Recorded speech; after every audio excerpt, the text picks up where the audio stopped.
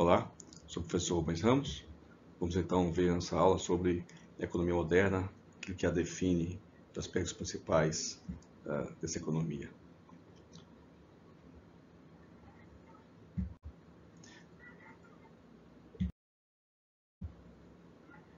Nós vimos na primeira aula que a economia tem a ver com a produção, a troca e a distribuição de riqueza. Para se produzir riqueza, temos que ter o trabalho, a cooperação e também o estoque de capital.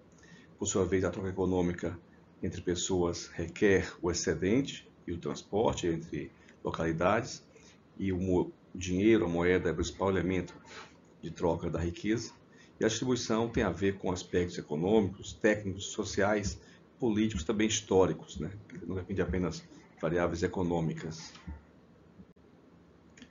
Vamos ver nessa aula os aspectos que definem a economia moderna, a economia de mercado, vamos ver o que é isso. A economia monetária, onde as trocas se baseiam em dinheiro, não troca entre bens. É uma economia baseada na posse, né, na propriedade privada das coisas e do capital. É uma economia onde há governo, então o governo faz parte da economia. E a economia onde tem um ambiente de democracia, vamos ver esse aspecto político mais amplo, seu impacto disso. A economia de mercado, basicamente, está presente em todo o planeta. Vamos ver o seu significado.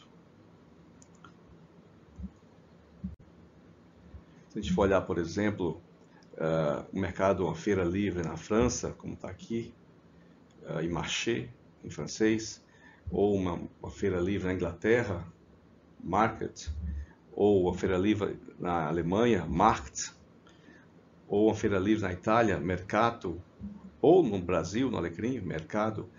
Uma grande similaridade nesse padrão que existe aqui. Temos aqui de um lado o produtor ou o vendedor e do outro lado o consumidor, né, nessa interação entre ambos. Então o mercado é basicamente isso, esse ambiente onde há produtores, consumidores, um produto e a negociação entre eles para ver a troca econômica.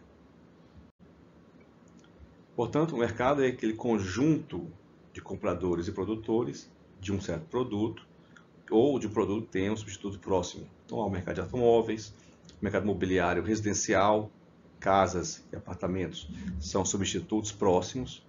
O mercado imobiliário comercial, lojas, escritórios, etc., são mercados imobiliários comerciais. A ideia do mercado, então, é que existe nele livre oferta e livre compra. Quer dizer, as pessoas que querem vender, vendem de modo livre, quem vai comprar, compra de modo livre. Essa troca, então, também é livre, decisão racional das pessoas em fazer isso. Podemos dizer que, basicamente, a economia moderna no mundo hoje é uma economia de mercado, com um sistema de preços que faz funcionar esse mercado. Os preços fazem um ajuste entre as trocas, e as trocas são feitas em dinheiro. A ideia é que o mercado é o principal ator a produzir a prosperidade, tem seus primeiros definições com Quesnay, no Laissez-faire, recomendou ao rei que deixasse as coisas acontecerem na sua própria natureza, né? Deixa fazer. E depois, de modo mais formalizado, Adam Smith, na Riqueza das Nações, mostrou que o egoísmo das pessoas, que é a vontade de ter para si o melhor, em ambiente de competição, leva ao bem comum. Então, assim, quando um padeiro se dedica a produzir pão o melhor possível para que seu cliente goste, está buscando, na verdade, seu máximo lucro, seu interesse pessoal, né, o egoísmo. Do mesmo modo, quando o consumidor, ao comprar, compra o melhor pão possível, pressiona também que os produtores façam essa compra. Então, essa relação entre produtores e consumidores é o que Adam Smith chamou de a mão invisível do mercado, como que conduzindo as condições para o melhor resultado. E as trocas atualmente no mercado moderno são trocas complexas, né, de escala global, né, que pegam todo o planeta. Então essas trocas não são mais trocas simples. As trocas evoluíram assim, então, digamos, de uma economia individual, né, primitiva, autoprodução, autoconsumo, pouquíssimas trocas entre as pessoas, uma economia simples, onde um produtor vende a um consumidor, ao que temos hoje na economia moderna, né, toda uma cadeia de produção e vendas até chegar ao consumidor e as cadeias produtivas globais. E se olharmos dentro do Brasil, por exemplo, vemos que do PIB, né? 38% do PIB são trocas comerciais entre estados, grosso modo, em média, de cada 10 itens que em um estado é comprado, 4 vêm de outro estado, o que mostra a intensidade de trocas que acontecem. Então, se olharmos mais detalhe, o que é trocado no Brasil, né, desses 1 trilhão 849 bilhões que é trocado, 876 são trocados dentro dos estados do Sul e Sudeste, menos Espírito Santo, e 229 dentro do resto do país. O que se representa, então, trocas da ordem de 47% do total é internamente ao Sul e Sudeste e 12% internamente ao Norte, Nordeste, Centro-Oeste e Espírito Santo. O Sudeste, isso representa os 55% da população e o resto do país aqui, 45%. O que mostra que, de certo modo, o Sul e Sudeste possuem mercado interno em termos de população e o que é trocado. E o Nordeste falta, então, produção. E observe, então, que há uma desigualdade aqui nos fluxos comerciais. Boa parte, 2/3 das trocas desses dois grupos é na direção Sul e Sudeste para Norte, Nordeste e Centro-Oeste e 1/3 na direção contrária. Então, um desequilíbrio comercial regional no Brasil. O segundo ponto que vamos estudar é sobre a economia monetária, né? A economia do dinheiro, e como isso acontece. Basicamente, a economia monetária significa que a riqueza é um valor medido pelo dinheiro. É pelo dinheiro que se mede o valor das coisas, né? Os preços das coisas. E o bem-estar também é que é o mínimo de renda monetária para que a pessoa possa ter aquele mínimo de consumo para ter seu bem-estar de vida. O dinheiro tem sido a forma de trocar as trocas econômicas desde muito tempo, desde os sumérios, 3.500 anos antes de Cristo, que temos a troca baseada em dinheiro. Na época eles usavam a prata como peso, não havia moeda de prata, mas o peso. Os fenícios introduziram os primeiros moedas metálicas, cerca de 1000 anos antes de Cristo, e de lá para cá, então, o dinheiro e o sistema financeiro, o sistema que move ativos financeiros, que fazem funcionar a economia moderna. Para ter uma ideia desse efeito da questão do metal no dinheiro, somente em 1900, é que todo o dinheiro do mundo passou a ser realmente com base apenas em papel e não em base metálica, né? Até essa foi a última data em que o dólar deixou de ser uma moeda baseada em ouro para ser uma moeda baseada apenas no papel emitido pelo Banco Central americano. As fontes da renda monetária são 4, né? Os salários do emprego, trabalho, lucros de empresa, de capital, juros de dinheiro emprestado e aluguéis de bens que se emprestou. Isso é chamado, então, renda monetária. Quando você passa a ter essa renda monetária e compra coisas, compra carro, roupas, viagens, imóveis, alimentação, etc., isso então passa a ser chamada renda real. Então, renda real é o total de bens e serviços econômicos que a pessoa adquire. Observe, então, que uma pessoa pode ter, em certo momento, uma renda monetária acima da sua renda real, quer dizer, ela está poupando. Ou pode ter, inversamente, em certo momento, uma renda real maior que a sua renda monetária. Ela está, então, comprando com crédito no presente para pagar no futuro. O terceiro ponto da nossa compreensão da economia moderna é a ideia de propriedade privada, especialmente do capital. Isso surgiu com mais intensidade, basicamente com a Revolução Francesa. Na verdade, até a Revolução Francesa, a propriedade privada era apenas para alguns. No caso, alguns nobres em que o rei, o imperador do país, dava a possibilidade de ter a terra, por exemplo, ou a posse privada de capital. Na França, antes da Revolução Francesa, havia 20.000 pessoas que tinham posse de terra.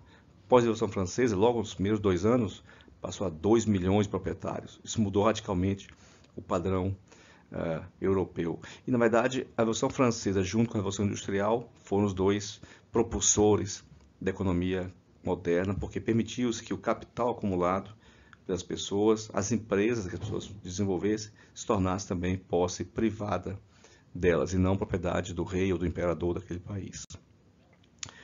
O capital é aquela parte da produção ou dos fatores produtivos, não consumida, que tem capacidade de produzir novos produtos ou demanda futura, portanto, produzir renda futura.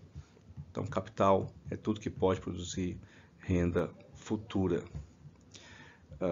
Capital vem de capta, a palavra, que vem de capta do latim, quer dizer cabeça ou principal, parte porque por parte da economia antiga era baseada em posse de animais. Então, a pessoa era mais rica quanto mais cabeças possuía.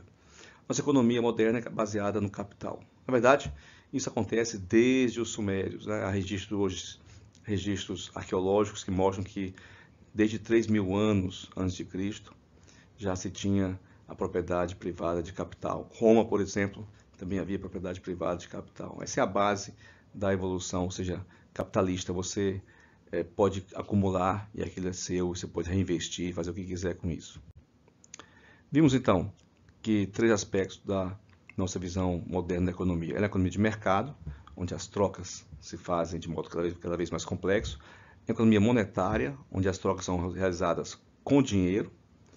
E é uma economia onde se admite que os excedentes e as coisas possam ser privatizados. Em particular, o capital, aquela reserva de bens econômicos que não são gastas, podem virar privada e, portanto, serem aplicadas onde melhor bem entender a pessoa para maximizar sua lucratividade.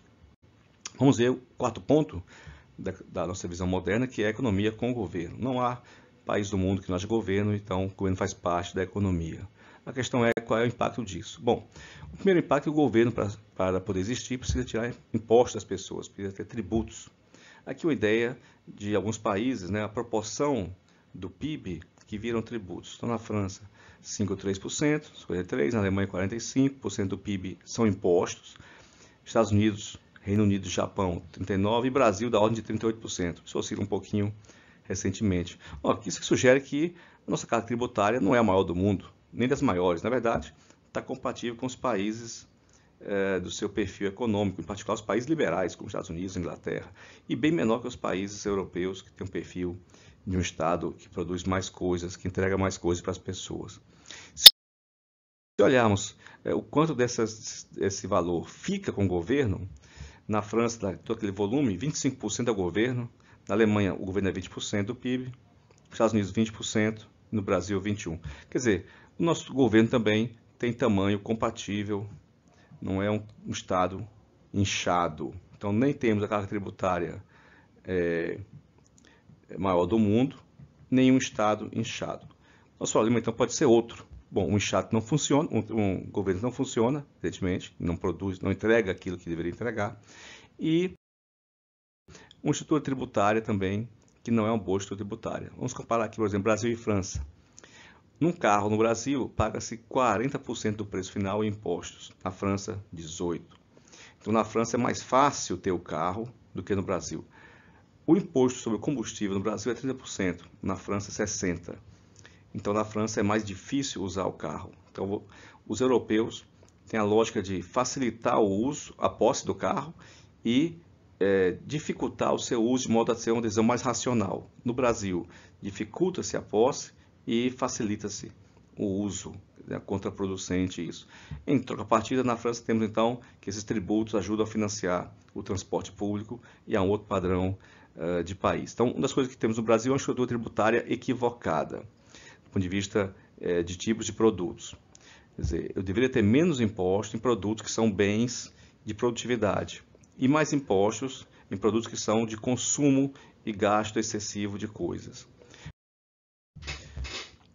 Uma outra análise é a estrutura tributária, né? Da onde vêm os impostos e sua composição. Então, temos aqui renda, imposto sobre a renda, encargos sociais, imposto sobre o consumo, ICMS, IPI, imposto sobre a propriedade, IPTU, por exemplo, IPVA, etc. A gente observa aqui que nos Estados Unidos, por exemplo, o imposto de encargos sociais é de 28%, o Brasil 30% na proporção total dos impostos. O que quer dizer que não há uma grande disparidade em encargos sociais. Não temos encargos em exagero. Pode haver uma complexidade, uma dificuldade, uma estrutura complicada, mas não no volume final do que é arrecadado. No imposto sobre a propriedade, os americanos cobram mais que o Brasil. Então, quem tem propriedade paga mais imposto lá do que aqui. Agora, o que importa mesmo é isso aqui, olha, o imposto mais importante dos Estados Unidos é sobre o consumo, é sobre a renda. Quer dizer, não é sobre o consumo, sobre o preço das coisas. No Brasil é o inverso. Maior imposto sobre o consumo e menor sobre a renda. Esse imposto sobre o consumo produz uma distorção no preço de mercado que afeta a economia. São os grandes equívocos do Brasil, essa estrutura tributária de maior peso no consumo do que na renda. Bom, pelo que vimos até agora, então, se temos que a economia moderna é de mercado, o governo, que está presente sempre, tem que assumir coisas. Então, o governo tem que assegurar contratos, legislação, etc., impedir distorções, agir para que haja posturas anticompetitivas. Então, o governo tem que atuar para que o mercado funcione. Aqueles que tentarem agir contra o mercado devem ser coibidos. Com a economia monetária e sem uma base metálica, o dinheiro vale pelo papel impresso. Então, cabe ao governo manter um volume de papel suficiente para que as trocas existam, ou seja, manter uma moeda estável, inflação baixa e previsível. Como existe a posse privada e do capital, é preciso haver, então, toda uma legislação que permita que haja essa propriedade privada, assegurado a posse das pessoas, dos seus bens e patrimônio, capital, etc.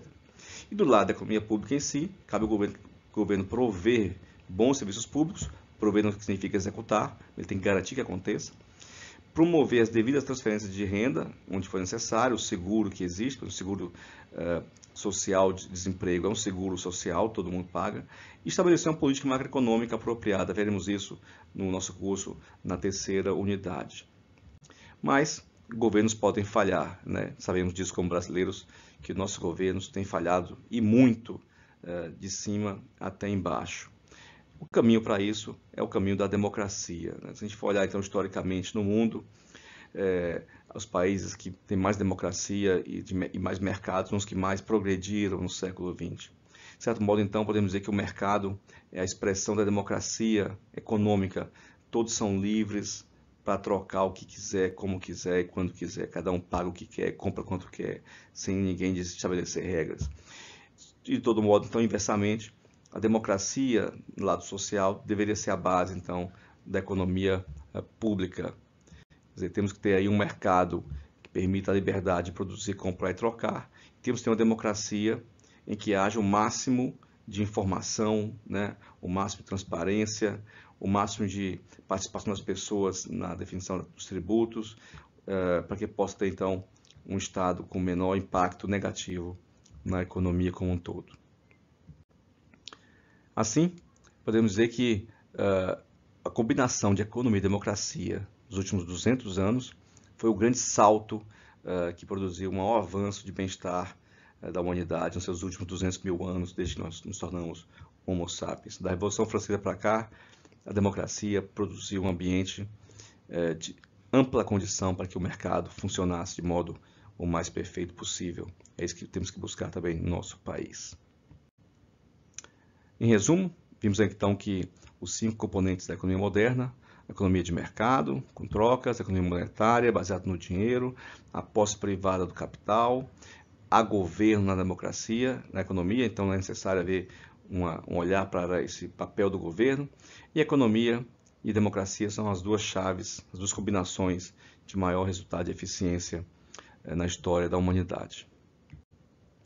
Com isso, então, encerramos essa aula 2 sobre a introdução à economia moderna. Sou o professor Rubens Ramos. Obrigado.